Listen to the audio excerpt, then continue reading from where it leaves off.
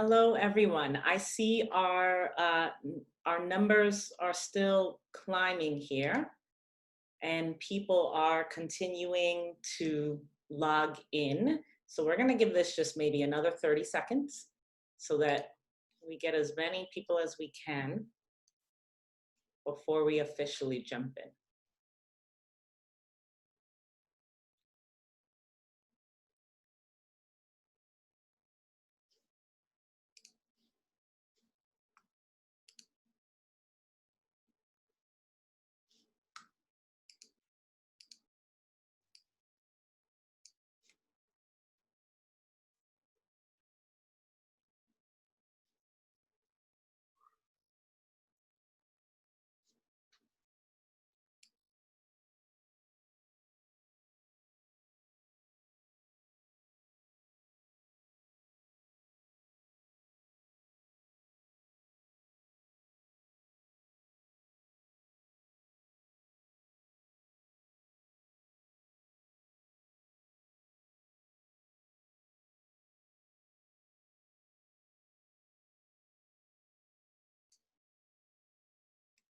Okay, let's get started. I don't want to leave folks waiting for too long. Hello, everyone.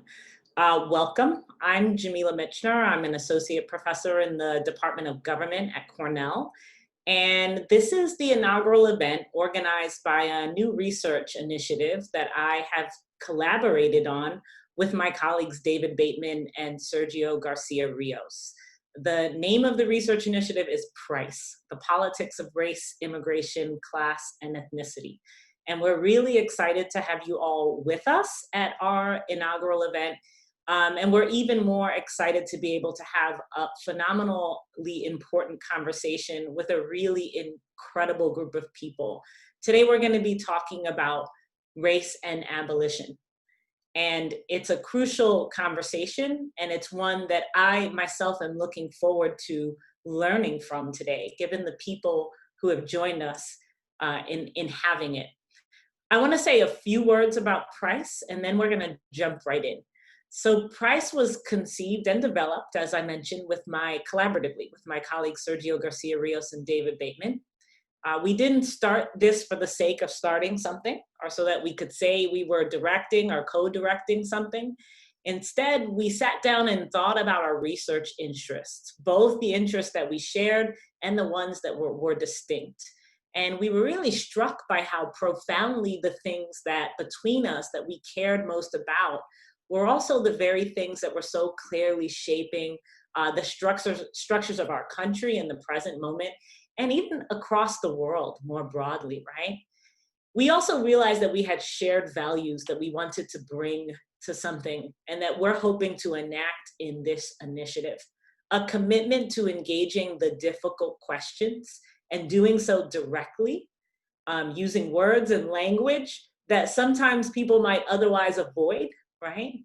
A commitment to supporting research that might otherwise be, and ideas that might otherwise be marginalized, and to creatively bringing together research and practice in a way that was interdisciplinary, and also wide-ranging, meaning going beyond academia, right? Wanting to talk both to people who were academics and who were sort of thinking and doing research, and to be able to think and work with them, but also bringing in many other voices and talking to folks who have other things to contribute besides just academic knowledge.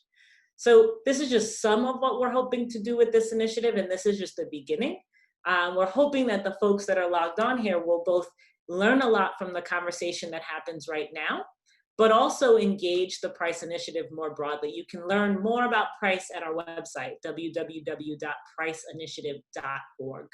Now, I get to transition into the part of this where I shut up and let other people do the hard work. And the person who will be carrying the heaviest load today is Russell Rickford, our moderator.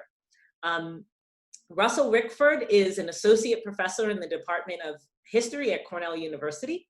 When we thought about who might moderate this panel, my colleague David Bateman suggested Russell, and we all immediately knew he was the perfect choice, not just because we like him personally, which we do, but because he represents so much of what we hope that PRICE will be He has a clear moral and intellectual voice. He's not afraid to say the hard things. And he enacts in his own choices a commitment to both research and praxis, right?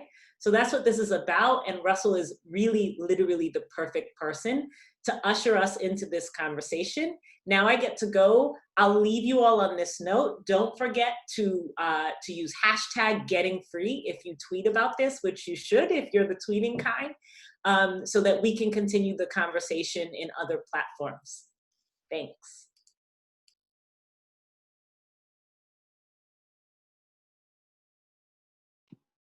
Actually forgot to unmute myself. Thanks so much, Jamila and David and Sergio as well. That was lovely. I owe you all a drink for those kind words. I'm super excited about this conversation. As Jamila mentioned, my name is Russell Rickford. And I teach history here at Cornell and specialize in the Black radical tradition and transnational social movements. I want to welcome you all, those who are tuning into this program, and especially our distinguished panelists. No doubt many of you, like me, have been looking forward to this for some time, and we're going to have a terrific conversation. And I want to mention I'm especially enthusiastic about this program because right here in Ithaca, New York, an anti-racist coalition has been debating these very questions of policing and forms of state violence. And in fact, this week, we're hoping to finalize a local plan for defunding and demilitarization and decriminalizing. So this could not be any more timely. And I know many of you out there are also looking forward to this conversation as activists. So it is my pleasure and honor this afternoon to introduce our amazing panel. I think the organizers of this panel got everything right. They chose a fantastic theme and a fantastic set of panelists, so well done. Let me start with Derica. Derica Purnell is a human rights lawyer, a writer, and organizer. She works to end police and prison violence by providing legal assistance, research, and training to community-based organizations through an abolitionist framework. She helped build the Justice Project at Advancement Project's national office, co-created the COVID-19 policing project at the Community Resource Hub for Safety, Accountability, and organized the founding steering committee for law for Black Lives. And she's currently Deputy Director of Spirit of Justice Center at Union Theological Seminary. And I want to say to Derica that we're delighted to have you here, and we're wishing you continued healing and strength.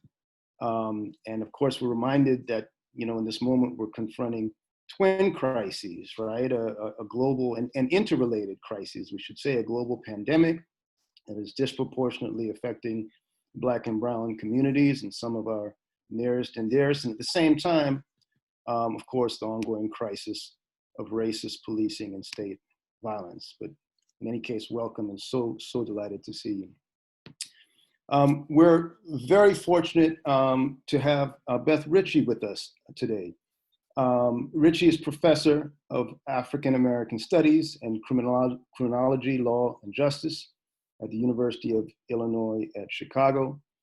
Dr. Ritchie's scholarly and activist work has examined the ways that race, ethnicity, and social position affect women's experience of violence and incarceration, with a focus on the experiences of African American battered women and sexual assault survivors. She is the author of many important publications, including Arrested Justice, Black Women, Violence, and America's Prison Nation, and Compelled to Crime, the Gender Entrapment of Black Battered Women. Also joining us today is Alex Vitale. Now I know that it's Vitale and not Vital. We just in our local Democratic Socialists of America, featured a community book read, and we read Alex's book, End of Policing, and we were having this very debate about whether it was Vital or Vitali. So now I have confirmed, I have settled the bet that we're talking to Professor Vitali. Vitali is professor of sociology and coordinator of the Policing and Social Justice Project at Brooklyn College. He has spent the last 30 years writing about policing and human rights. Professor Vitali is the author of City of Disorder, How the Quality of Life Campaign Transformed New York Politics, and also The End of Policing, which I should say in just a few years has become a real classic used by activists and other opponents of racist policing throughout the United States and beyond. So you can see, based on this very distinguished panel, why I was so excited about this program. So if I understand correctly, our conversation today will run about 90 minutes.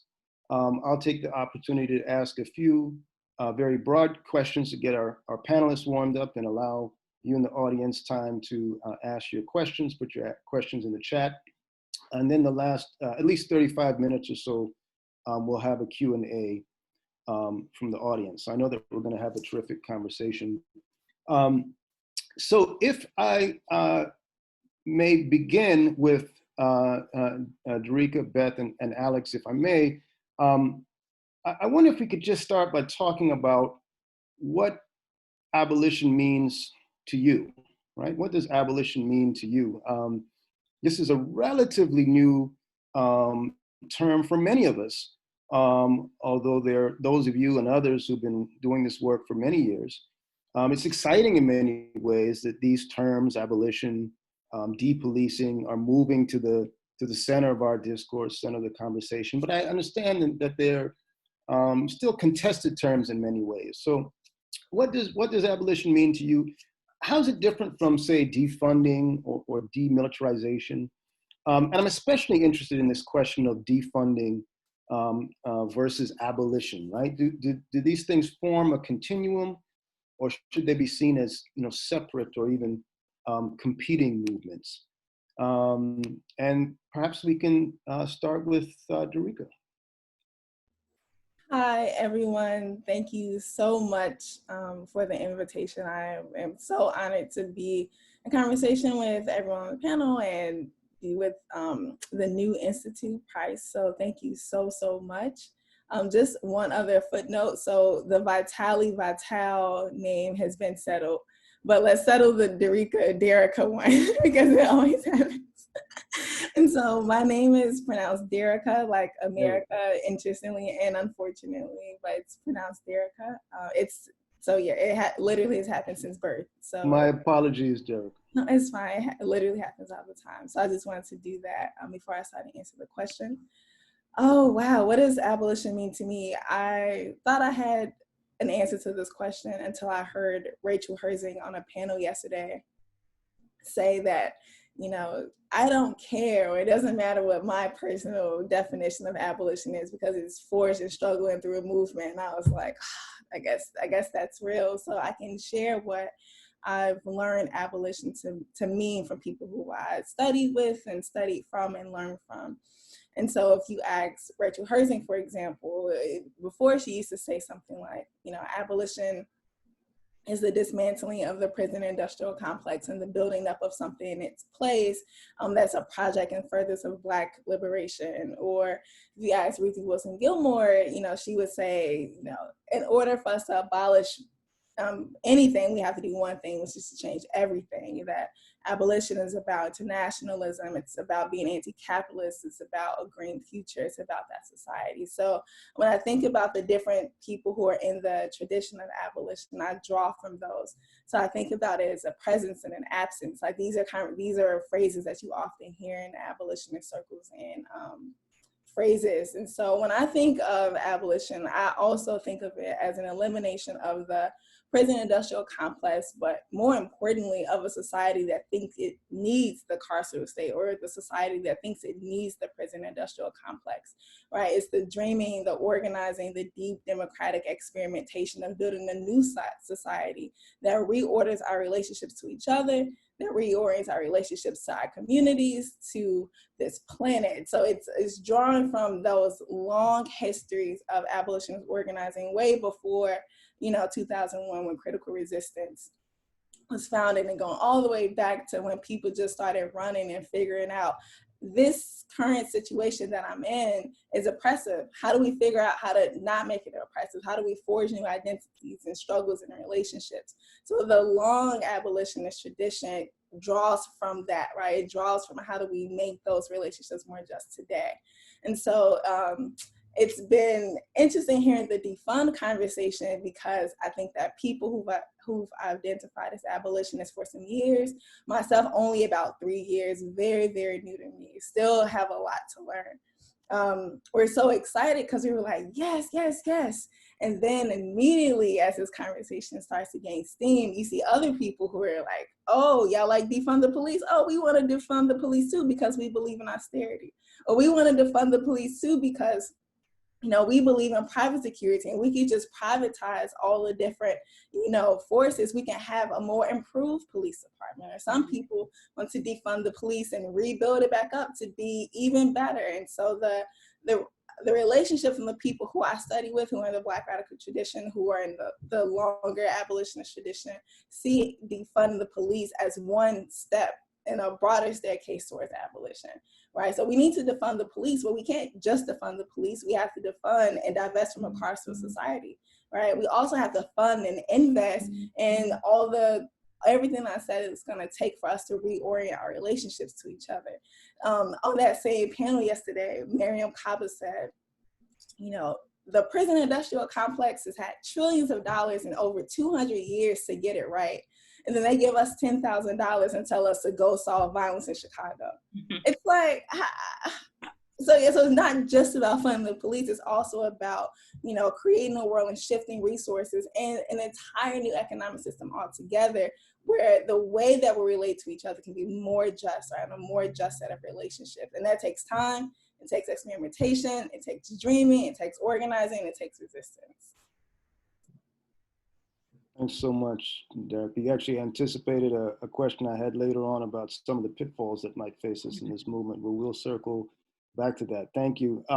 Professor Ritchie, I wonder if you could take up that question. What does abolition mean to you?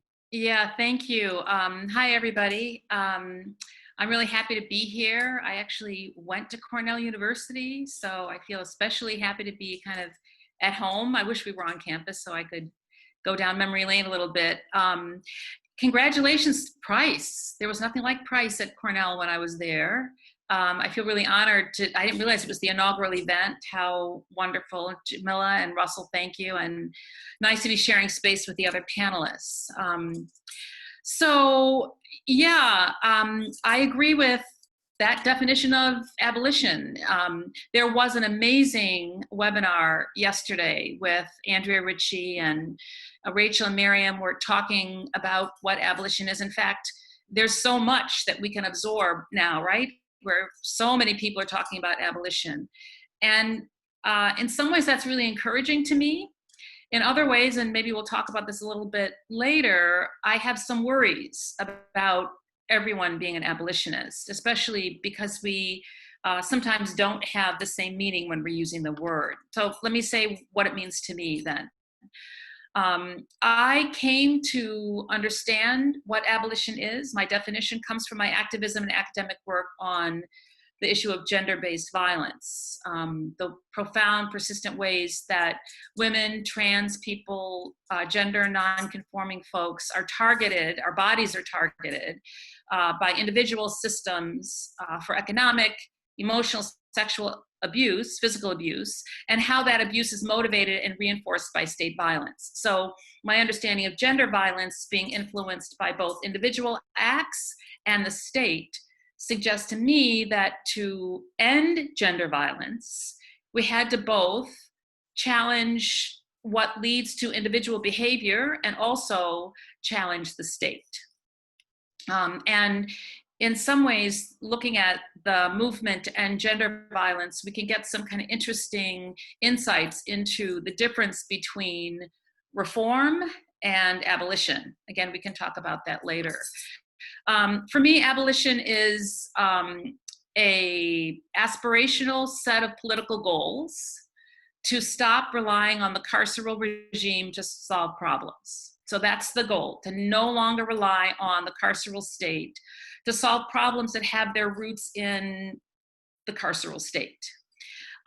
It's also, for me, a praxis. It's a way of doing work, a way of organizing, where we invest in people and neighborhoods and communities so that we can build the world that we want and therefore allow ourselves to be free. So it's the process of shifting resources away from carceral institutions that isolate, punish, and lead to death, and instead investing those resources to let people live, grow, change, etc. So that's the kind of divest, invest notion that accompanies abolition to me. My friend and comrade Erica Miners talks about it being a theory of change that allows people to build the world we want to live in. Ruthie Wilson-Gilmore, building relationships, building organizations, building an analysis where we're repairing and getting a chance to experiment with what we think is a better response to injustice than the one that is currently put forward. And I want to just say one last thing that I think is important. And this really comes from a feminist praxis, because I think of myself as a abolition feminist, that we have to be able to hold a kind of both and notion in our head. We have to make sure that in the practice of abolition, we're meeting immediate challenges. At the same time, we're dreaming and creating and doing long-term work. So people need a place to sleep while we're organizing campaigns for affordable housing. Many of us are involved in campaigns to close jails, prisons, and we also teach classes inside jails and prisons. We've seen this wave of protests against the murderous police force, and we need to do immediate protests, but we also need to spend the time to build long-term international solidarity movements, right, as we challenge the exportation of militarized police. So the question for me about defunding the police is one that says, yes, we want to defund the police, reallocate those resources, but reallocate them toward a vision that people who are most affected by police violence want. And so it's the notion of both and defunding is only one step toward creating a different kind of world that doesn't rely on carceral strategies to solve often the problems, as I said, the problems that the carceral state creates. Thanks so much, Professor Ritchie. I really like also your tying in of the international question. Hopefully we can touch on that a bit later, especially as we see really the United States exporting in some ways and reinforcing these practices of state violence in places like Brazil and Indonesia and many other places, also experiencing these kind of deeply repressive regimes of policing and state violence. Right. Professor Vitale, again, what does abolition mean to you? Well, I'm in the tough position following these two folks whose praxis, whose ideas and activism have both been an inspiration for me. So I'll try to just maybe give my take that I think is very similarly in line with what's been said. So, you know, I started doing this work 30 years ago in relationship to homelessness. And what I saw happen was the city of San Francisco, like a lot of cities, turning the problem of homelessness into a criminal justice problem. And that was a real wake-up call for me, that when we see a problem turned over to police, we should look for the political failure or who benefits politically from those arrangements. So I think about abolition in three ways. First, as an analysis. It's an analysis that says that, look, the criminal justice system has always been a tool for facilitating and reproducing regimes of exploitation, whether it's colonialism, slavery, or the growth of industrialization, or today a kind of neoliberal austerity capitalism. And of course, those regimes of exploitation have always been racialized, quite explicitly, obviously, in relationship to slavery and colonialism, but also in the way that capitalism has produced itself as an industrial process, and the way that it produces mass homelessness and mass untreated mental illness, et cetera. And so that analysis, what it does is it prevents us from making certain kinds of strategic errors. It prevents us from thinking that we can fix the problems of racialized arrest rates, racialized police brutality, killings with implicit bias training, with hiring a few more Black police officers, by giving them more money for body cameras, new technology, new regimes of training, right? So once we have that historical analysis and that functional understanding of the nature of the criminal justice system, then we don't make these mistakes of strategy. That we understand that when we turn a problem over to policing, we are enabling exploitation through a tool that relies on violence and dehumanization. So second, abolition is about a process. There's no magic switch. Derica hasn't found it yet that we just flip it and then there are no police. If you find it, you'll let me know, right? We understand that we live in the world that we live in today, and that we have to start changing it. And that means we have to take strategic steps, one step at a time, to both build a better world and to dial back our relationship on the criminal justice system. And again, because we have an analysis, we don't think that, oh, a step along the way is to get people to trust the police, to restore legitimacy in policing. We don't make that mistake. We say the steps along the way are dismantling, disempowering, reducing the scope and power of policing, and at the same time, creating a logic about community safety that's rooted in building up people, building up communities, addressing profound inequalities of race and class and sexuality and gender. And finally, abolition is about a vision. Right? It's about wanting to live in a world where safety isn't produced through violence and coercion and putting human beings in cages. And I think that's a world that people want to live in. That's certainly a world that I want to live in. Now, I don't know exactly what that world looks like or exactly how to get there, but I have an analysis and some ideas about a process and a strategy that I hope will lead us in that direction. And that when we have that analysis and that process and those values, right, then I feel some confidence when I'm in struggle with people who share those things that we're moving in the right direction.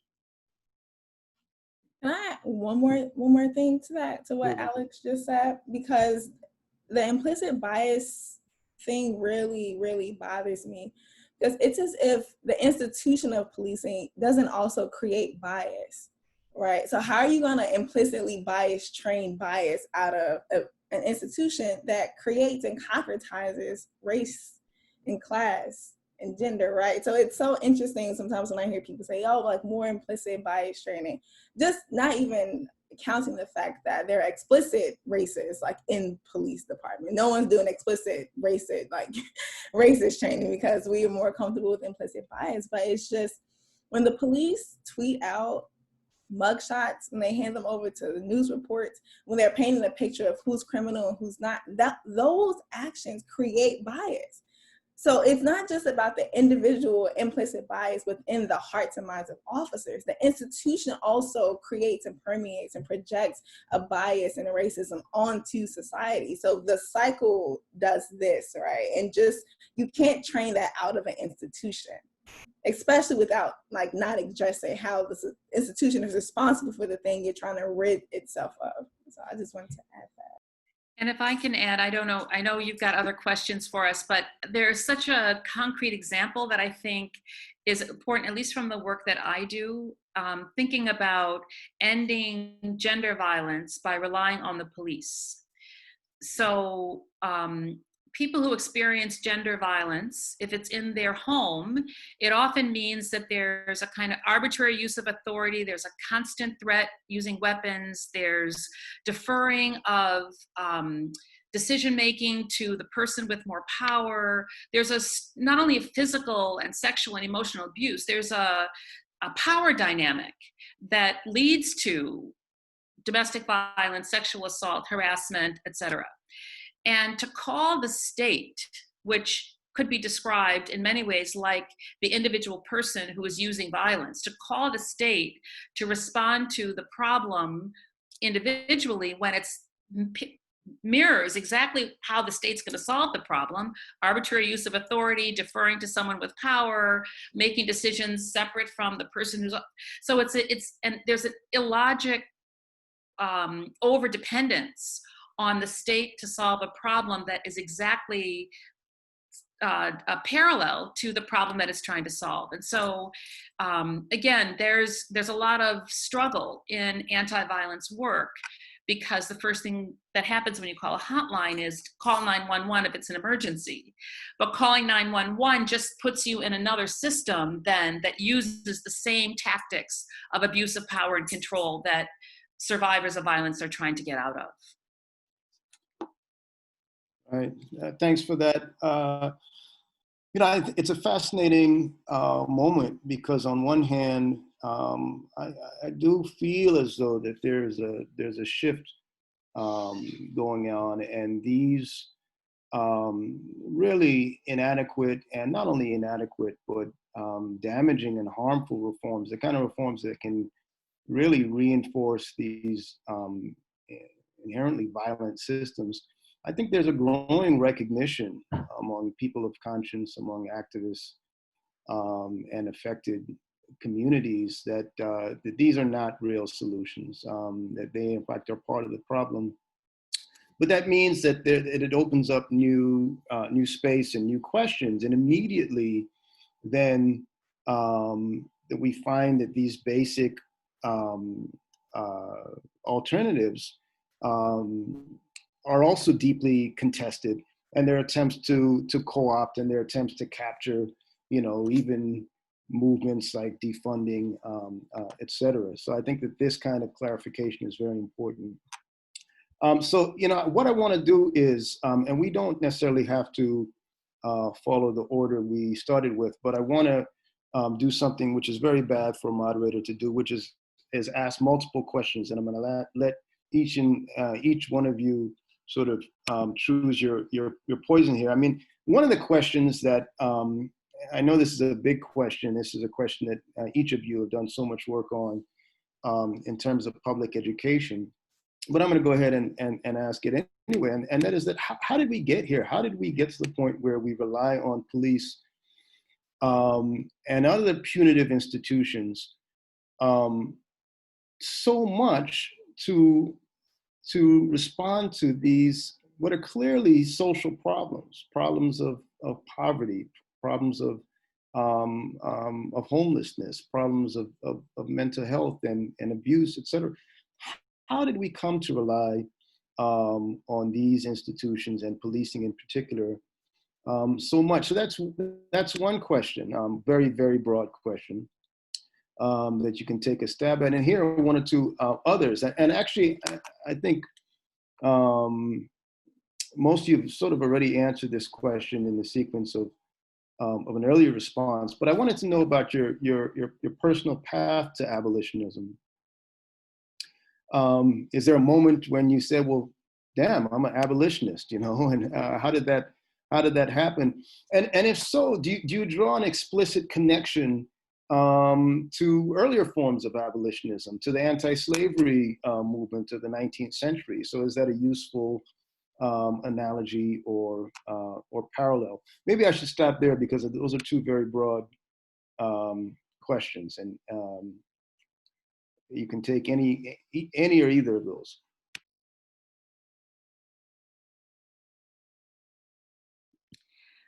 I'll jump in. I'm really interested in other people's path. But I want to lift up the organization Insight that was part of my path to abolition.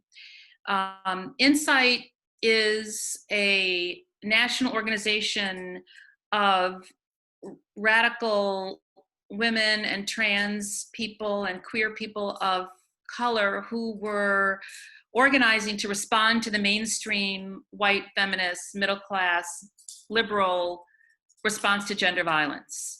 And the short version is enough was enough. We were tired of doing bias training.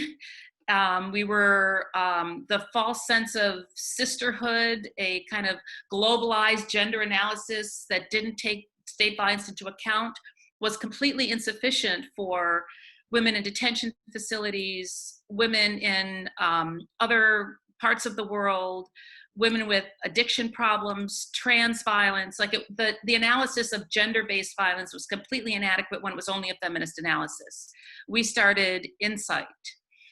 Insight started around the same time, a few years after critical resistance started. So here we were in a world where there was important organizing happening around abolition against the prison industrial complex, and important work happening around the systemic racism, transphobia, anti-immigrant work that was happening in the gender-based violence movement. And it felt to many of us like, you need to talk to you, you know, like we couldn't be organizing for abolition and organizing against a liberal white feminist analysis without those two groups having conversations with each other. And soon after Insight started, a little while after critical resistance started, we came together and wrote a statement, which I think, like the Combahee River Collective statement, was a profound feminist abolition statement called the Critical Resistance Insight Statement. I don't know if it can be put up in the chat, but it's maybe a 20-year-old statement now that says we cannot rely on the carceral state to solve the problem of gender violence if we understand state violence to be gender violence, nor can we only do abolition work that focuses on, this is overstating it, but focuses on the vulnerability of young Black men who are targets of the prison industrial complex. In fact, it has to be both and. Thank you, there's the statement. And so for me, the first time I felt like abolition feminism was alive and a working document and giving guidance to political strategy was the Critical Resistance Insight Statement. And it came from movement work. And I invoke Combahee River Collective statement because, again, that's another example to me of writing a statement at the same time you're doing political work, and then you rewrite the statement because it didn't exactly say what your political work was, right? It's the iterative process. I didn't do the first question's really important too, but I know I want to give other people a chance to talk about racialized capitalism as part of how we got here. Sure. Maybe I'll talk about that a little bit. My personal story is not really clear cut. I mentioned the importance of working on this issue in San Francisco, but I came out of a household where union politics and racial justice were like everyday concerns. And the police have not been really fans of either of those movements or allies of those movements. So there was always a kind of skepticism about that. Why police? I mean, there's a part of this story that's like 40 years old, 50 years old, which is somewhat the focus of the details of my book. But of course, there's another part of the story that's 150 years old and really 400 years old. And Andrea Ritchie does a really good job in Invisible No More of talking about the kind of 400-year version of this, of thinking about policing before there were police with badges and uniforms, that policing was a way that states use their power, violence, and authority to facilitate colonialism and gender exploitation and slavery. Policing as a modern tool, emerges only about 200 years ago.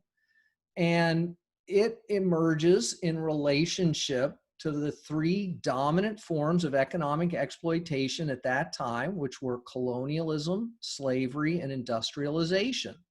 And what we see often is a weaving together of these factors so that a police force like the Pennsylvania State Police, created to suppress union movements, got its ideas from the U.S. occupation forces in the Philippines, a colonial project, and anti-industrial policing in the northern United States is influenced by anti-slave policing in the American South. So there's always a mixing of these things. They're learning from each other. And also Stuart Schrader's book, Badges Without Borders, says this is not just about domestic policing. This is also about U.S. foreign policy, like the Philippines, like Vietnam. There's a constant exchange of ideas back and forth.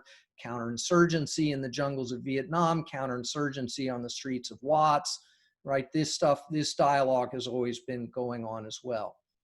But let's look at mass incarceration, right? So we have this criminal justice apparatus, which had existed for 150 years or so. But, the levels of incarceration in the United States had always been kind of flat at a per capita rate. But then in the 1970s, something very dramatic happens. And we see this explosion in incarceration rates, right? 5-6 times the per capita rates over a period of 20, 30 years. And similar explosions in the scope and intensity of policing. And that really is about the need to address a whole new set of exploitative relationships around neoliberalism, deregulation, austerity politics, that is producing new problems like mass homelessness, which really didn't exist before that. Mass problems of untreated mental health and substance abuse, mass economic precarity that drives people into black markets of drugs and sex work and stolen goods. And it is that policing and mass incarceration is created to manage. Not like the old system where like convict leasing or slavery, where it was about forced labor for other people's profits.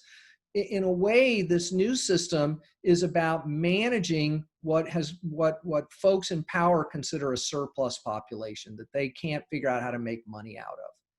And so they just want them out of sight, out of mind. They would prefer to have them eliminated if they could, but they can't, right, in this system. So they warehouse them in prisons. They subject them to constant harassment, violence, and death in the streets. And so we have turned, our economic problems over to police to put a lid on. And this is becoming ever more intensive in what we've seen in Portland, and with Operation Relentless Pursuit and putting more police and federal police in the Chicago riot, this is becoming even more intensive, bipartisan, and it is a structural crisis for the United States. Thanks, Alex. Clearly, police violence and mass incarceration are only among the more glaring sort of expressions of capitalism's logic of disposability, right? Just discarding people. Derek, maybe we'll ask you to field this next one. I should also say for the folks tuning in. Well, I do want to say one thing really quickly to what Alex just said, if that's okay, to what just really quick, because what also happens is that some people who are committed to reform, police reform or prison reform, they also would take something what Alex said and said, we just need to return to the good old days where police were doing real work and not doing the form of racialized control that we have today. And so for that crowd, just in case that they are interested, I feel comfortable saying that's not what, like the spirit of what Alex was saying, but that has happened to me. Someone has on the panel before has taken something I said about the origins of policing and say, see exactly, police used to XYZ, and now they have too many things, too many problems to manage. I will say, after slavery, there wasn't an explosion in the rates of incarceration, but there was a qualitative shift, especially in the South, around the people who occupied jails and prisons. And so part of what Alex is talking about, the people with badges, before there were people with badges, states just empowered white civilians to monitor, control, surveil, arrest, detain, beat, rape, harass Black people, right? So that is what was then. And as we've seen with Ahmaud Arbery, Trayvon Martin, Jordan Davis, and too many people to name, unfortunately, that logic still persists. So there's a dual policing system of people who are empowered by the state, who are civilians, alongside the actual policing system. And so that just has to be said, because it's not people who are committed to the project of abolition to return to some imaginary era where police had a better relationship or a more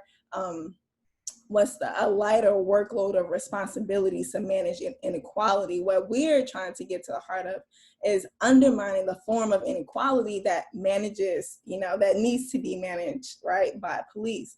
And so it's not simply enough to just abolish the police. We're not having conversations about abolishing capitalism, right? Because here's the thing, the people who need to be protected the most are the people with the most stuff.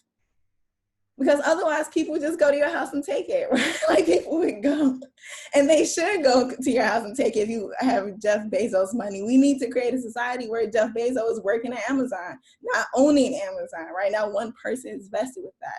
Because what happens is the Jeff Bezos of the world, they rely on systems of management in order to stop workers, to suppress workers from then going to acquire the things that they actually should be in better relationship to, right? For me, I always go back to what's our relationship to what we're working with, what we're building, what the people who we're employed by, the people we're employing, what is the set of relationships. And so I just want to caution against any notion that we need to return to a healthier workload for police, because that's not what we're fighting for either.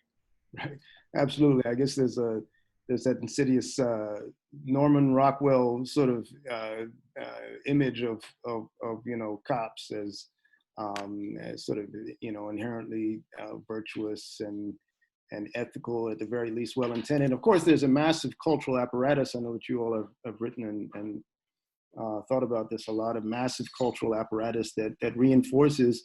I mean, so cop shows may be edgy, but at the end of the day, they basically depict people who are holding the line, against lawlessness, right? They never talk about the things that you all have talked about, holding the line against redistribution, holding the line against genuine empowerment and liberation of marginalized people and oppressed people and workers and et cetera. So we do want to remind the audience to send in their questions on chat, and I guess I want to take the moderator's prerogative to put out one more sort of broad question, and maybe each panelist could address this in 2 or 3 minutes, and then we'll try and open it up to the audience. But I mean, clearly this is an exciting historical moment. At the same time that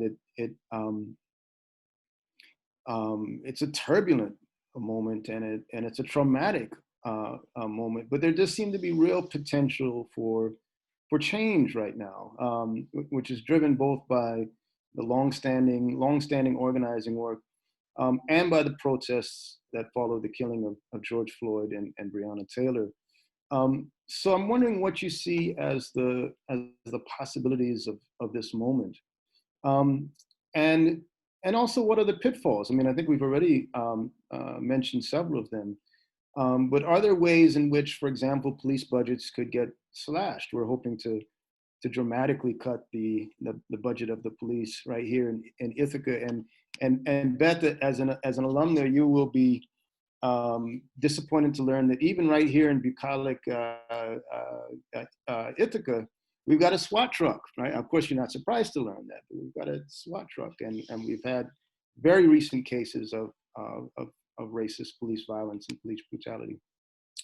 But I mean, are there ways in which, even as we're trying to slash budgets, we could end up reinforcing these mechanisms of surveillance and criminalization that are targeting Black and brown communities? So how do we avoid these pitfalls, and what concrete steps can we take? Now, obviously, that's a very long question, but the possibilities of this moment, the potential pitfalls, and perhaps the concrete steps. and we can go in any order. Derica, do you want to take a stab at one of those? Or? Yeah, sure. Of course. So I know that when I was in law school, I did a ton of student organizing. I mean, in college and in law school, but I went to law school right at the moment that the Black Lives Matter movement was popping off. Like literally, you know, I drove from Ferguson to law school. And I was just so inspired by how what was happening in the streets created a wave of protests on campus. And I remember actually the first time I heard about your work, Russell, was through the fallacies of neoliberal protests. And at the time, I mean, it felt like a chapter from the Bible was like dropped on student organizers, because the dancing, the meetings, the committees, the dialogue, all of that would soak up so much of the like radical, exciting, progressive energy that was coming from student demands. And then we would see ourselves trying to constantly like reshape our demands to build a broader tent, or, you know, make our demands less radical in order to appease the administration. So every time there's, you know, uprisings or protests, there's always this impulse to figure out how to like get a lot of people in. And we have to definitely get a lot of people in. But sometimes what also happens is that there's a privileging of the committees or the policy or like the next step over the organic, beautiful nature of the protest. And so people have to keep protesting, people have to keep demonstrating. And I would say, instead of thinking about it as protest of policy, we have to think about from protest to organizations, right? To build more power, more sustainable power, and not try to put pressure, try to figure out everything in that exact moment about, well, where is this all gonna lead to? Well, movements do a lot of things, right? Movements transform people. They literally make us better people. They sharpen our politics. They build community. They are examples of mutual aid in the streets and afterwards. They give us the base work for how we build sustainable long-term demands and organizations. And they give us a place to practice our politics in the moment, right? Like, we're not only like trying to like build a world without police, we're also practicing that world among what's happening in the streets. We're taking care of each other. So I feel like protests get such a bad rep, where people are so eager to leave the protest and uprising stage to figure out what's next. And we just have to figure out a way to be like, no, keep this energy going. We need this energy as much as possible, because that's how we build, you know, social movements, through people coming to the streets and connecting with each other. So that's what's been just on my heart, you know, the most. I haven't been online a ton, but I have seen so many images of what's going on in Kentucky and in Portland and in Texas. And I'm just like, this is incredible. Like, it's literally incredible. Now, I will hope that people continue to struggle together. They also study and sharpen their politics, and not so they can sound good, but they do that in the community with people. I did this class with the People's Forum this summer, and it was incredibly rewarding. It was one of the few times in my life where I went into a classroom and to hear the set of instructors say that the purpose of this class is to build conceptual alignment among our movements. It's not so you can be smart, not so you can get a degree, not so you can do whatever. It's so we can build conceptual alignment among our movements, because that's how we win. Right, so making sure that we're in spaces that privilege conceptual alignment and study and struggle, and not just like degrees and, so, you know, diplomas and certificates and like being told that you're smart. And that has moved me so much. And it's like, yeah, this is why we need political education. All right, this is why we have to study the, you know, all of these traditions, from, you know, the US to South Africa. I remember I was in South Africa a couple of years ago, and there were a group of students who were so excited about intersectionality. It's as if it like arrived in, you know, South Africa in 2016. And at the same time, a couple of those student organizers were also pushing to change the standard of culpability if someone was a victim of sexual violence to guilty until you're proven innocent. In the same conversations, because this is how they were centering Black women, right? And so it's just like, okay, this is why we have to build conceptual alignment amongst our movements. This is why we have to do political education, right? Because that is what keeps us together. That's what keeps us stronger. That's what sharpens our politics and makes us better people. So I always try to encourage people to keep disrupting, to join organizations, to start them, to continue to study, and to figure out, okay, maybe this particular lane of abolition, which is a broad paradigm, right? You can do a lot of things in the abolitionist framework. Maybe it's figuring out what that looks like in your job, or in your community, right? Or with your neighbors. Maybe it's not knowing just your followers, but people who live next door to you and down the block, right? Like, it's building those small communities. And, you know, it's the last thing I say, because it's also, maybe I'm impressionable by people who are incredible, I don't know, but I'm always thinking about, you know, what Fred Moten describes for Black studies. He says it's a project to save the earth. And I want to believe that abolition is in that tradition too. It's seriously a project to save the earth. And if we're going to save the earth, we have to form relationships with each other and struggle and study and figure out how to do that. And so I think there's an incredible opportunity in this moment for people to keep working, keep protesting, keep shutting stuff down. Thanks so much, Derek. A project to save the earth, and as always, struggle is the highest form of education. Right on, right on. So can I jump in for just a minute, Russell? Because I'm going to build on that and just keep it really brief. That was beautiful, Derek. It's exactly kind of what I was going to say, although you said it with such passion. And to me, that's what part of the hope is for the future. We have people in the streets like we haven't seen in a long, long time, if ever. And those streets are filled with anger and frustration and death and injury and joy and music, and people are falling in love with each other, and they're falling in love with protest, and they're claiming a space, a political space, a relational space, and we have to keep that going. So that's a second to that, and also to see how the mutual aid that we're seeing, the ways that people are challenging each other, cleaning up the block so that you can have a rally somewhere, picking up the trash. It's the kind of activism and protest that's about building and about demanding change. Let's look at the leadership.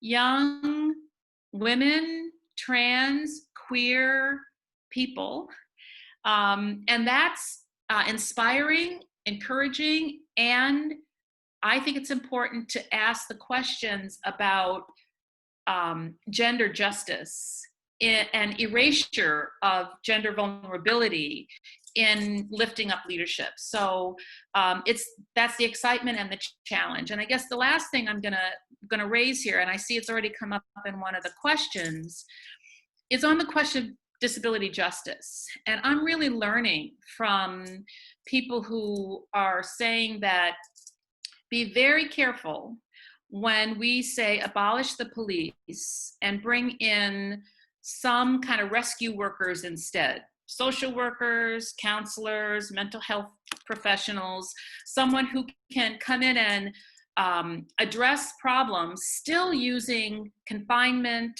carcerality. So to say, so many people, the questions about people with disabilities, what's the mad justice or disability justice response to how we help people who don't get what they need and therefore are on the streets?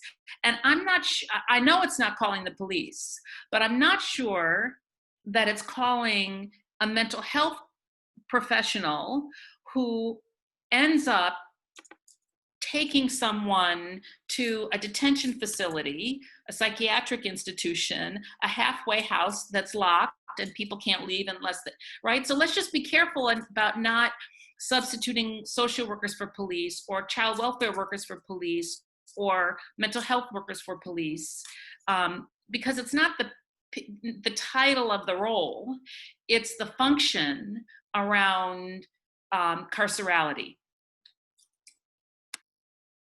Yes, let's dismantle the whole carceral apparatus, right? The very mindset. Alex, I wonder if you could briefly speak to this question of the possibilities of this moment and perhaps even the pitfalls of this moment. Well, I think it's clear that this is not just about policing, right? I mean, when we look back at the uprisings of the 1960s, which were typically triggered by police misconduct, no one thinks today that that was all about policing, right? That was about a movement for liberation, for racial justice, right? About profound political failures. And that is true of this movement as well. And so we can't be looking only to measures of police budgets and public safety as the outcomes for this movement. I mean, just look at the way we organize educational spending. Look at the disparate health impacts of COVID-19. You know, all these things have to be part of our analysis and have to be part of the agenda of what we're asking for. And I think that the moment we're in right now is not a moment to ask for the little things that the crumbs they think we think they might give us if we protest loud. And now is the time to ask for what we really want, right? To put it on the table, to quit pre-censoring ourselves. And that's how we got a lot of these pointless police reforms, was communities who felt they had so little power in the face of so much abuse that it's like, well, maybe we can at least get them to hire a few people from the neighborhood. And so that's it. That's what we're going to ask for. And that we're done with that, I think.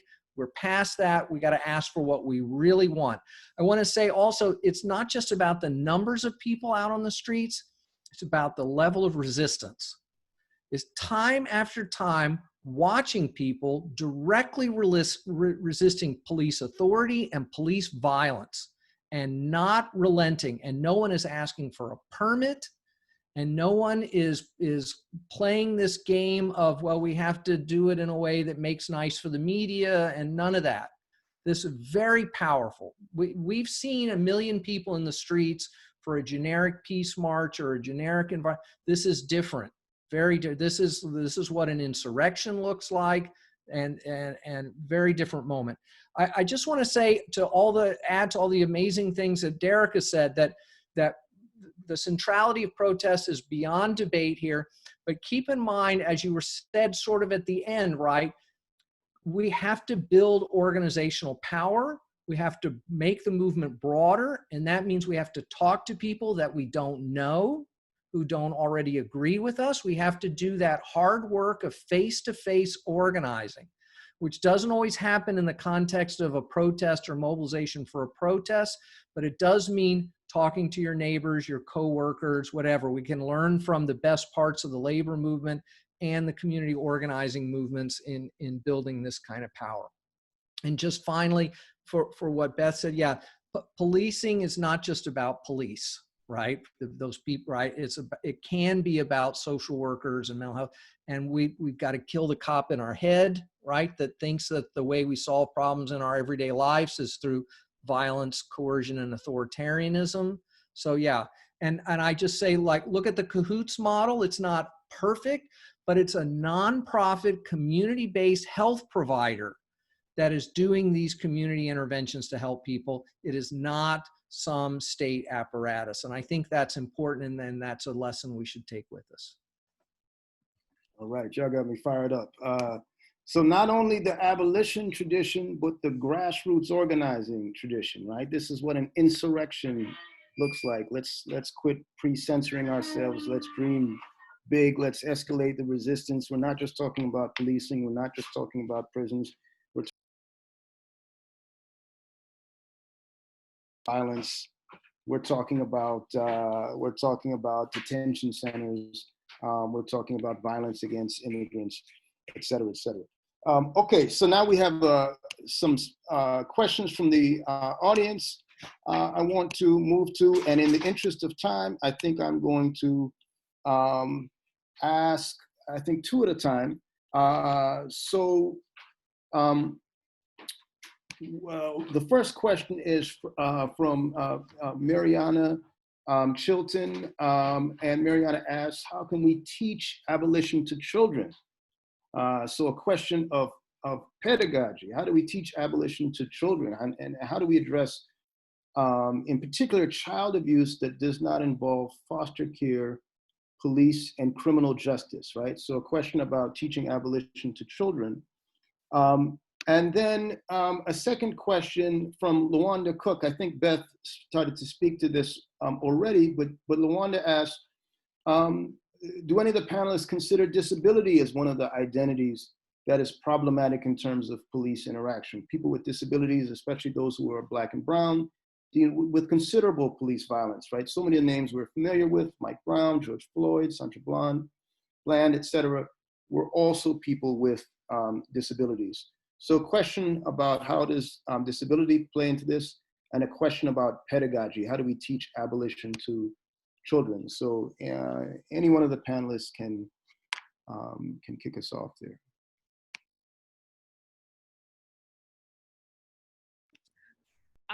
Well, I think abolition is a concept that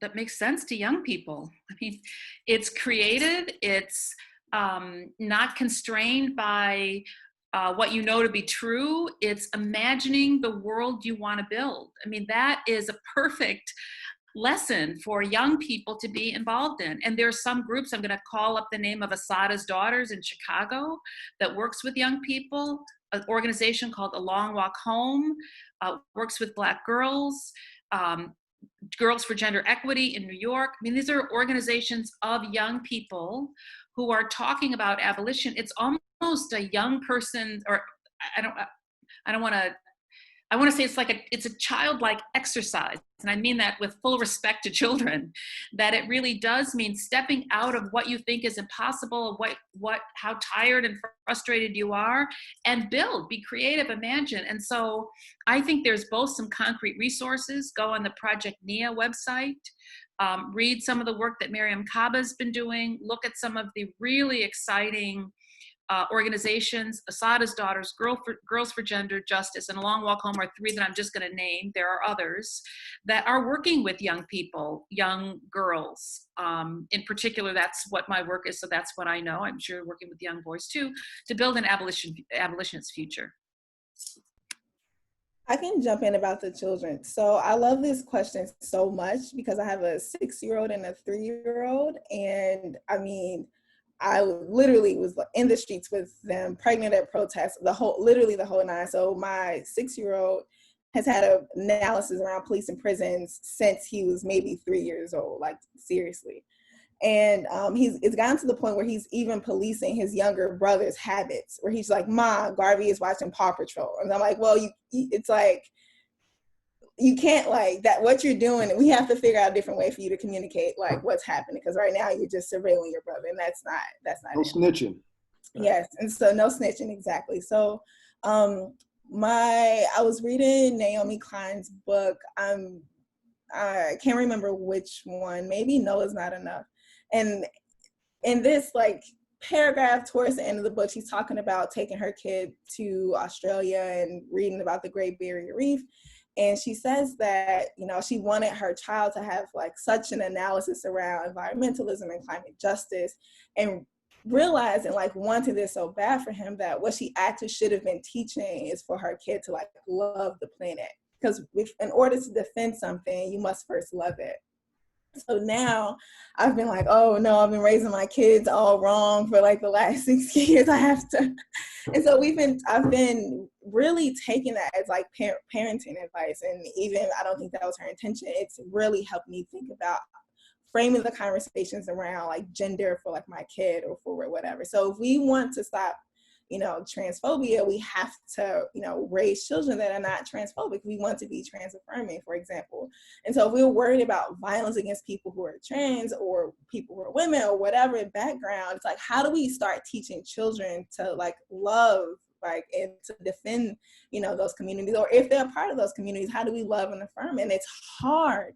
It is very, very, very hard, because your kid is at school for 9, 10, 11 hours a day with 2 different bathrooms, 2 different playground opportunities, so you're constantly up against like the society that says like boys are here, girls are here, or blacks go to this school and white kids go to that school. You're constantly up against it, and it is hard. And so even at 5 and 4, when he was younger in preschool, it's the work that it would take to do that was worthy, but it's hard work, and we need people to do that work. And so now Like, we get into all these conversations about gender because he's obsessed with gender now, because in school he's told that being a boy is like cool, and it's like the best thing ever.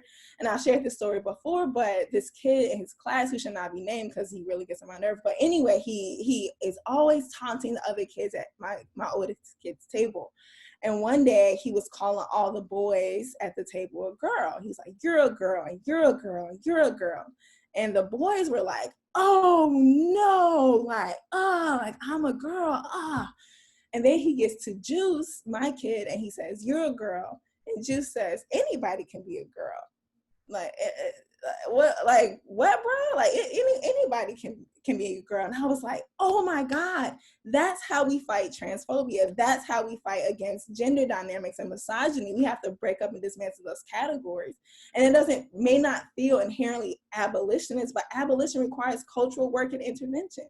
It requires that work. Is not just about not calling the police when someone gets hurt. It's about undoing a society that creates these binaries and then produces violence based on these binaries. And that's gender, which is, for me, because I'm going through this with my kid right now, an easy example to point to. But we have to do that with everything else that's socially constructed as well. Excellent. Okay, great. Abolition requires deep, deep cultural work. So Alex, I wanted to, I actually have a particular question for you, and this is a question, I mean, I do want to give you a chance to, if you wish, to speak to those audience questions of disability and pedagogy, but this is a particular question that I had, and now it's come up from the audience as well. The way it was framed from the audience is that, so several questions had come up that focused on concerns about what we will do about violence and maintaining order in the context of abolition, right? So, and this person says, even Black people get frustrated over lack of police response. They want safety and order. And the reality is that everybody wants safety, right? Everybody wants safety, true safety, right? True security. And I was also gonna ask about debates on the left, and debates in which I find myself embroiled.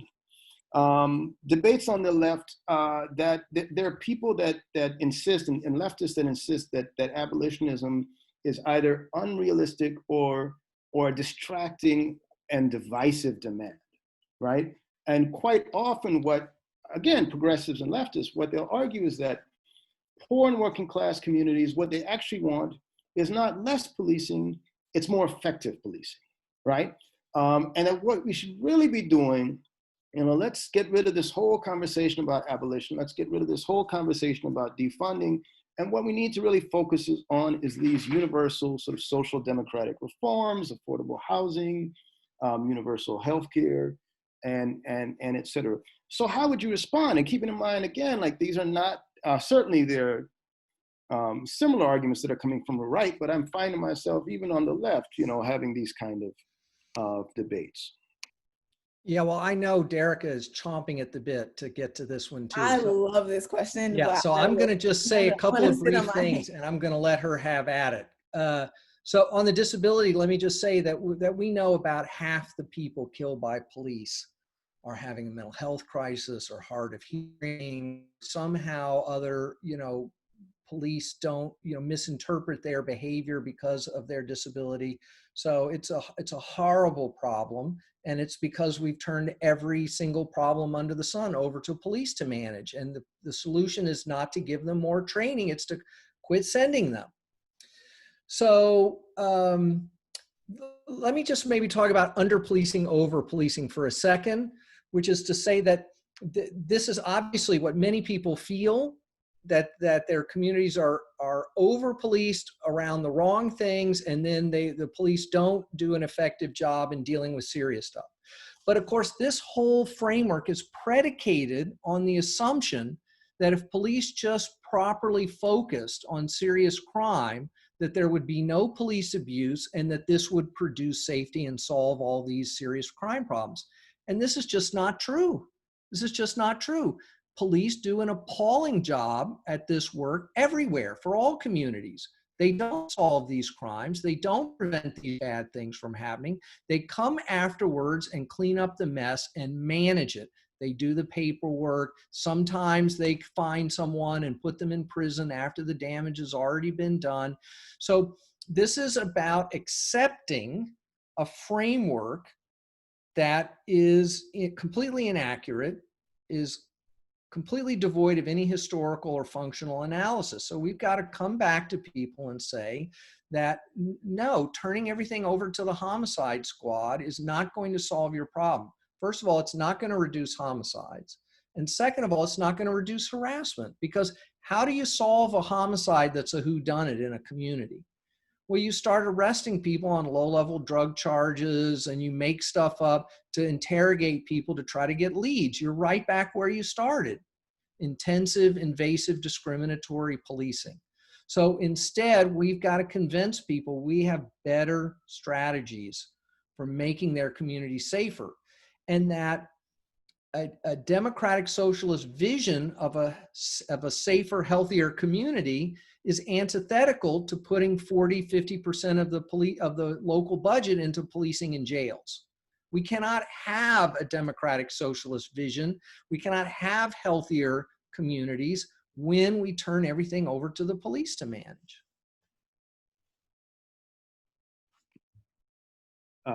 Derek, I wanted to give you a chance to follow up on that. Yeah, of course. It's just when I was a lawyer working in Ferguson, the DOJ will always go into court and talk about what the community wants, and the community really didn't mean the entire Black community. It meant like the 10 Black people who were homeowners in Ferguson wanted, right? They weren't going to court and saying F the police, because a lot of people in the community was saying that. Like, they didn't go into the court and say, well, the community wants the police to leave. So the community often gets conflated with the interests of the people who are doing the oppressing. And so it just, the idea about what the community wants is so frustrating. One, because Black people are not a monolith. Black people want lots of different things. We know this even from the anti-slavery period.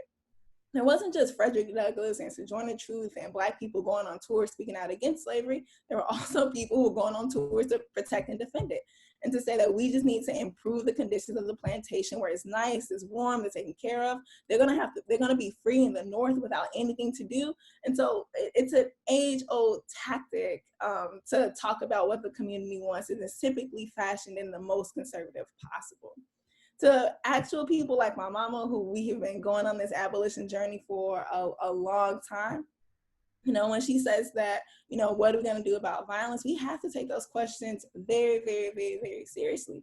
And I tell her that, Mom, you know, police are like hot pockets, right? So they're either very, very hot and they're like boiling inside of your mouth, or they're frozen in the middle. They're like, you're not going to get a consistent hot pocket. As much as you hate hot pockets, that's what your orientation needs to be about the police.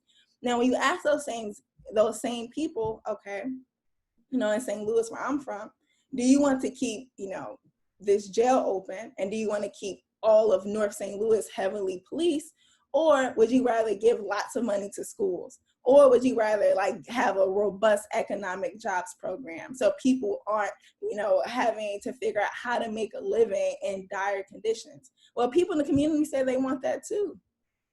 But it's easy as a response to that. So the people who are living on $600 a week for unemployment benefits, while cops are getting billions of dollars, like they're getting more money. If you ask them, do you want to keep funding police, or would you rather increase unemployment? It somehow the options are not even on the table. And so it's just frustrating. And I'm always excited to think about that question, because I think that we absolutely should take those concerns seriously, because violence is real. But being an abolitionist doesn't mean you don't care about accountability or violence. It's precisely because you care about accountability and violence that you enter into the politics of abolition. And you're saying, well, we care about all violence. We care about police violence, prison violence, community-based violence, violence from your partner, your children, your neighbor, your past. We care about all of that violence. So if we really want to undermine it, we have to do more work to stop it. And the last thing I would say, about this topic was something I experienced, again, when I was in law school, organizing with lots of students whose politics was they were just much more developed than, where I was. I mean, LLM students from like across the world who were a part of uprisings, just a huge range of students. And one thing I realized is that a lot of the times there's this comparison that happens that's just like, if this boy had been white, then there would be a conviction, right? So what happens is then what white people have become the basis of what the goal is for society. And so private property, marriage rates, criminal convictions, all of these institutions that we have so much value, there's this perverse form of racial equity that makes it the measuring stick for what's just. But even what white people have is not just, it's not good, it's not enough for the society that we deserve. And so sometimes I ask myself, and I ask people who I'm organizing with, or people who, say, this had been white or whatever, I just say, well, is that enough for you? Do you want the same interest level rates of like white people, or do you want free education? Because you can have free education. You don't have to just fight for better interest rates. It's good to get them along the way. And I'm saying this as someone who has lots of student loans. It's good to get them on the way, but the ultimate goal is not having more diverse prisons. The goal is not to have better, interest rates, or to have better, it's to ask ourselves, how do we want to relate to this institution in the first place? And figuring out what justice looks like, and not using what white people have as the measuring stick. Excellent. All right. The goal is not diverse prisons, and police are like hot pockets.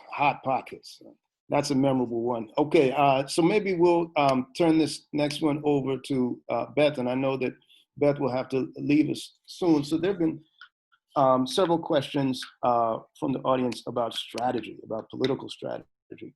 One is about the language of abolition. Does this language of abolition work in the current political moment or in the electoral context?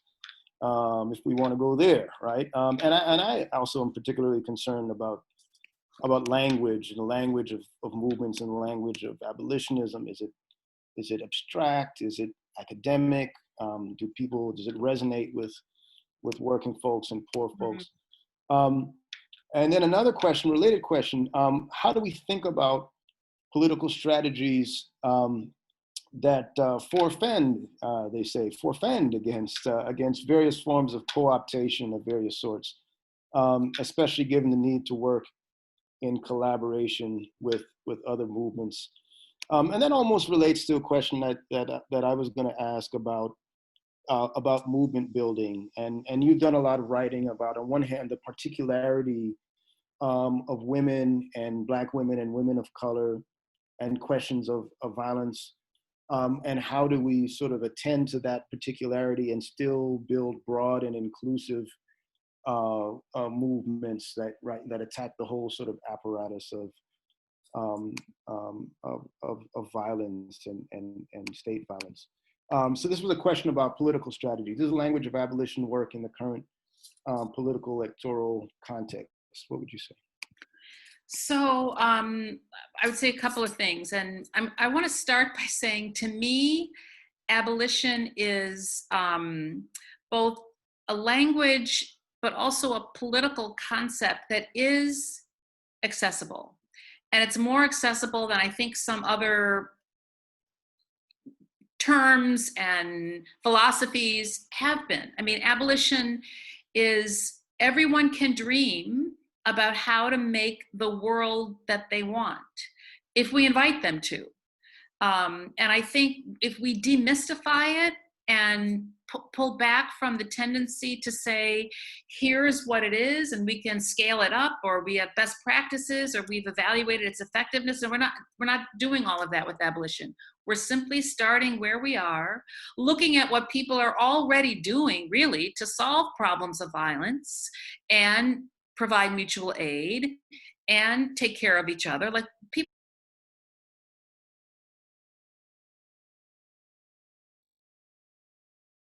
arrested at a protest, they're providing safe space.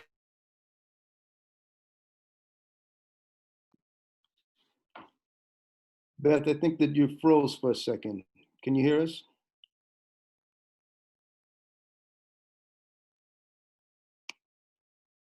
Did we lose Beth there?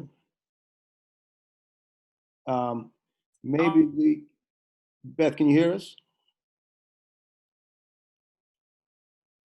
Okay, we may be having technical difficulties there with Beth's connection. So hopefully we can circle back to that. But in the meantime, Beth, are you there?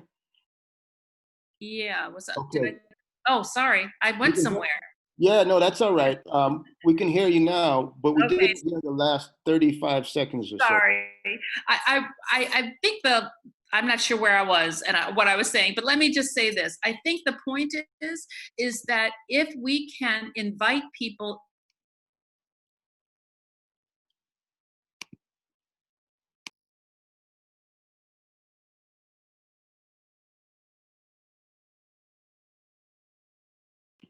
I think we lost you again, Beth, unfortunately.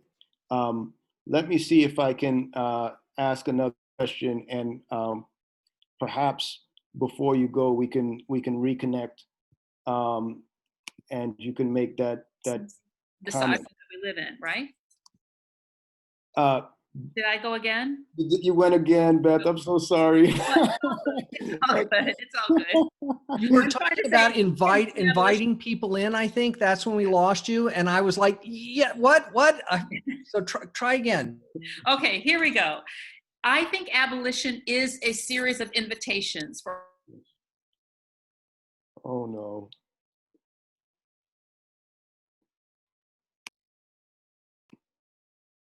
It's the feds. It certainly is. It certainly is. We've been infiltrated. Beth, I'm so sorry that we lost you again. Let me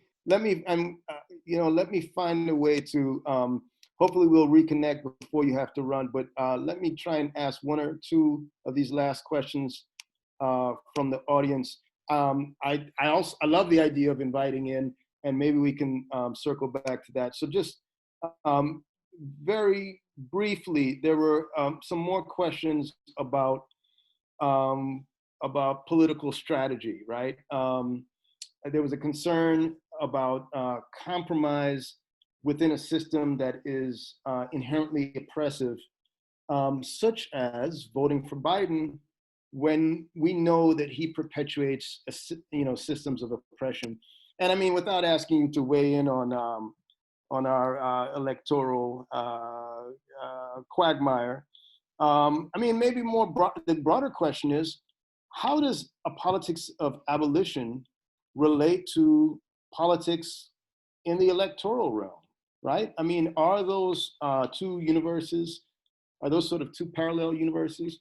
Or is there a way that we can practice abolitionist politics, not only in the streets, but at the ballot box?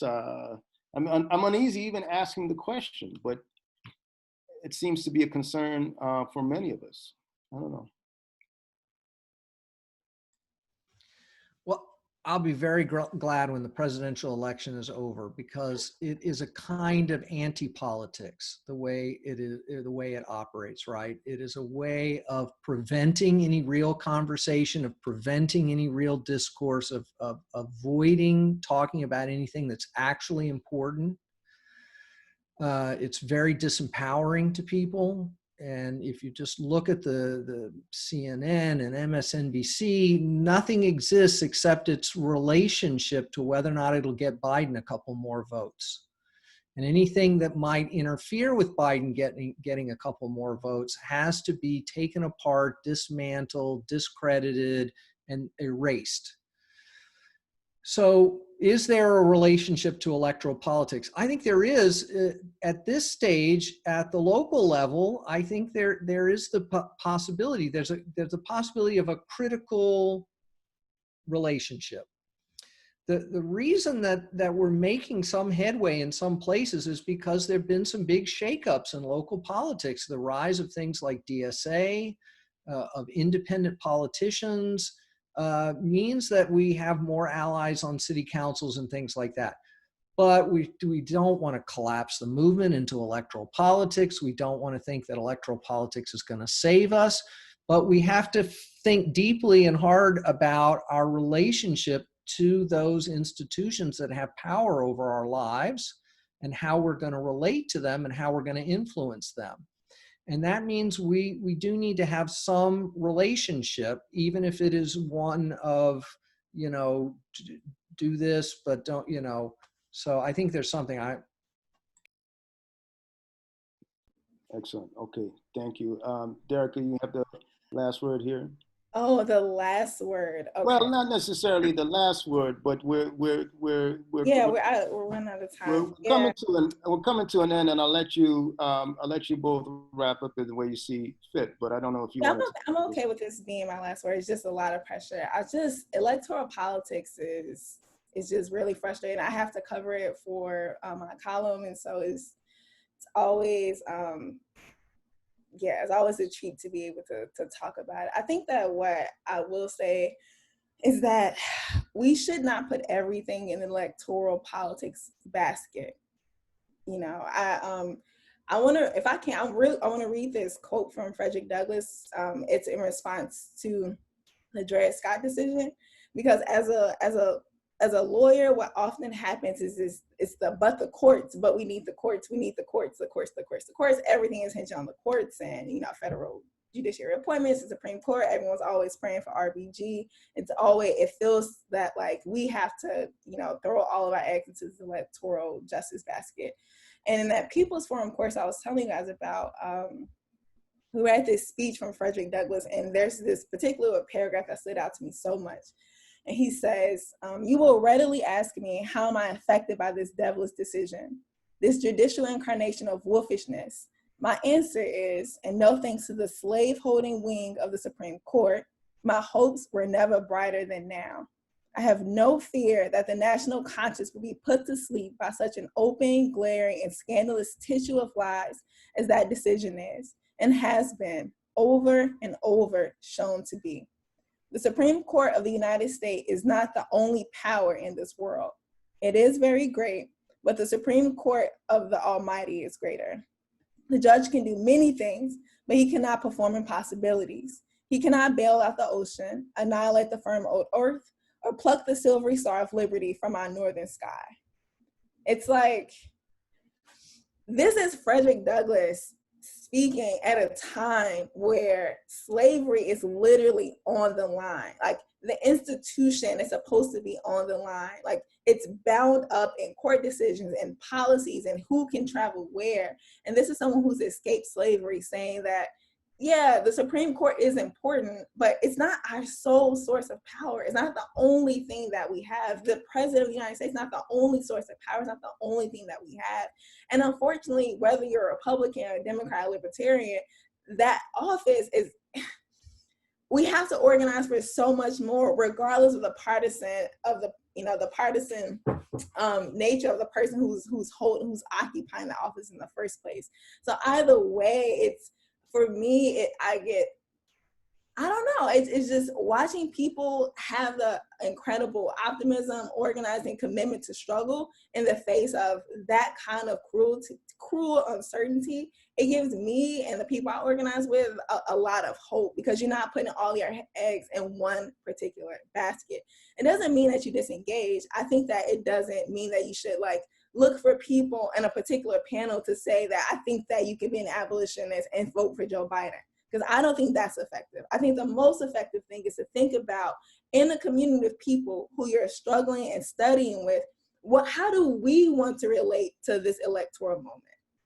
I don't think that's something that someone can tell you in a tweet, on a panel, in a conversation. I think that's something you really should go join an organization, go join a formation. And if you guys decide to have an electoral strategy, think about whether you want to relate and how you want to relate to the political moment, right? And that's gonna vary for different people. For some people, they're gonna say, you know what, we're gonna try to get people in DSA elected to the state houses. That's our electoral strategy. For other people like InfraBL, they launched an electoral justice project to do all kinds of electoral organizing. That was their strategy. But I don't know if the litmus test of whether you're an abolitionist or not rests on whether you decide to vote for Joe Biden. And I'm not saying that someone who is even convinced I'm going to vote for Joe Biden. And so it depends on state. It depends on your formation. It depends on your political commitments. It depends on your political education. It depends on whether you think that that's your sole source of power. And then if you think that that is, I think you should interrogate why you think that's your sole source of power. And if you're anti-Donald Trump or if you're anti-white supremacy, because those don't mean the same thing all the time. And what you're willing to do and commit to be against the broader structure of white supremacy that manifests in lots of different places besides one particular office. So I would just hope that, you just turn to the people you're working with and figure out that question in the community rather than relying on what I personally think about it. Well, that was such a graceful answer. So much, you did it without being grouchy. There's no way I could answer that question without being grouchy. Beth, we're delighted that you could rejoin us again. To hell with the feds. We're going to keep this revolution going one way or another. We also know that you have to transition to yet another Zoom doing that good work. But I did want to give both you and Alex an opportunity to close. And as part of that, perhaps maybe you could leave myself and the audience with maybe one or two concrete things that we can do. Of course, aside from reading the work of these three amazing panelists and others, Mariam Kaba and Ruthie Gilmore and Angela Davis and so many others, is there one concrete thing that we can do as we all take both our personal and collective steps toward an abolitionist vision and toward abolitionist justice? One or two concrete things that we can do. Well, one is we can keep protesting. Like, we really have to keep the pressure on, and we have to find ways to support people who are doing that hardest work with their bodies, right? I mean, they're really doing that work with their bodies. And so I think we need to almost set up kind of a rotating something in our neighborhoods where we are out there in the streets and supporting people who are in the streets. It's got to be sustained.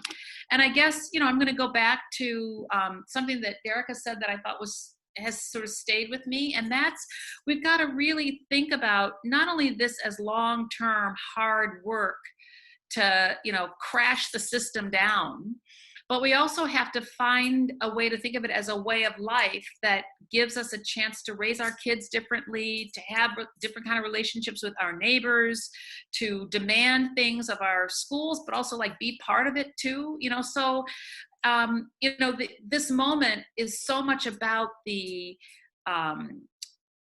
challenges that we face and how exhausted we feel. And we're tired from protests, we're tired from COVID, we're tired from economics, we're tired because we can't figure out who to vote for. I mean, we know who not to vote for, but what we do about that. But we also have to say, yeah, and then we need to breathe. And we need to keep talking, and we need to, even though we can't have this kind of discussion in person, we can connect with each other like I have been so grateful to be doing with you all this afternoon, and just find the way to breathe life into this in the face of the death and despair. We got to be in it for the long term. So I'm thrilled to have been here. Really am. Thank you. Sorry, I don't know where I went, but no. That's all right. That's all right. Yeah. Ghost of J. Edgar Hoover. Alex, one or two concrete things as we close here briefly. Amazing concrete things have been said. Maybe I'll say something else slightly more abstract, which is to say that authoritarianism thrives on fear. Right? It creates conditions of insecurity, and then it turns that fear into an attack on someone else, and always the wrong person. And so we have to confront that fear in ourselves, in our movements, and in our communities. And I think we got to put that fear out on the table. We got to get people to talk about what they're afraid about. And that's part of those conversations we have to have with people. And of course, part of what's valuable about protest is it's a way for us to overcome our fear, to see that we can survive the violence of the state, that we can keep struggling in the face of repression, that we do have a sense of our own personal power and possibility. And so we need to cultivate that as well. Excellent, excellent. Thanks so much. Abolition is a presence and an absence. It is the elimination of mass imprisonment, but also the elimination of a society that thinks we need mass imprisonment and punitive policing. It is the reordering of our relationships to each other and to our communities. It is aspirational. It is the aspiration to no longer rely on the carceral state. It is a praxis. It is a way of organizing to build the world that we want. It is an analysis that prevents us from slipping into reformism. It keeps us from relying on the inherent violence of policing to solve our social problems, and is a vision of genuine safety. Thanks so much to our comrades, Derica, Alex, and Beth, for this amazing conversation. They're reminding us to don't leave protest behind, to keep the energy going, and to fall in love again, right? Let's fall in love with justice. And with that, I'll turn it over, back over to Sergio Garcia Rios. Thank you, Russell. And on behalf of my colleagues and at a personal level, certainly, I want to thank all the panelists, Beth, Erica, Alex. This was just amazing. And certainly our moderator, our very own Russell. Thank you very much. And thank everyone who joined for this webinar. We're excited and humble by the response to this event. Over 300, hovering around 300 at some point, and this is definitely humbling. And we wish we had the time to entertain more questions, but unfortunately, time constraint made us combine some of the questions, and we just got started. But you know what? That's actually great, because it only speaks to the importance of these topics and the importance of having spaces like Price. And so, just like the Q&A, we're also just getting started. And because we know that these conversations matter, and because we want these conversations to continue, we are posting the video of this webinar on our website, and we're also adding and posting all the links and resources that were shared throughout the conversation today, and so that you can continue to learn and take action. So visit the website, priceinitiative.org. And as my colleague Jamila Michner said, we started this initiative because we care deeply about these themes. And we know that we need more conversations like this. So join us for our next event and visit our website. Thank you, the panelists. Thank you, our moderator. Thank you, everyone who joined.